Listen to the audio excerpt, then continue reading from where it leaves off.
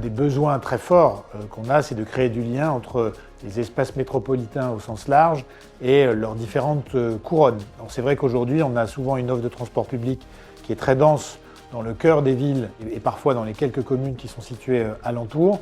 Mais les données qui sont présentées par GeoNexio nous invitent à densifier les liaisons entre les villes moyennes et les métropoles, mais aussi entre la seconde couronne et le cœur des métropoles, et parfois vers la première couronne quand beaucoup d'emplois y sont implantés. Et donc c'est vraiment une invitation à tenir compte de la diversité de l'espace français.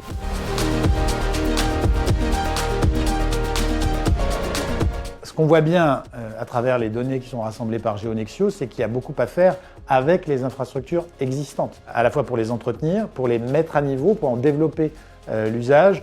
Et moi j'ai vu dans les outils proposés par GeoNexio, j'ai vu aussi dans les commentaires, les analyses qui ont été proposées par Jean Coldefy et Jacques Lévy, une invitation à résister à la mythologie de l'infrastructure nouvelle. C'est vrai qu'en France, on a toujours tendance, quand on parle d'infrastructure de mobilité, à s'imaginer qu'un grand projet va résoudre tous les problèmes. La vérité, c'est que appuyons-nous d'abord sur le patrimoine d'infrastructure que nous avons. Il a un potentiel très fort, il correspond souvent aux besoins d'usage qu'on en a. Et parfois, à trop consacrer de crédit public à des projets nouveaux, on ne voit pas qu'on a la capacité de faire mieux et plus sur les infrastructures qui existent, pour peu qu'elles soient en bon état et qu'on en développe la capacité.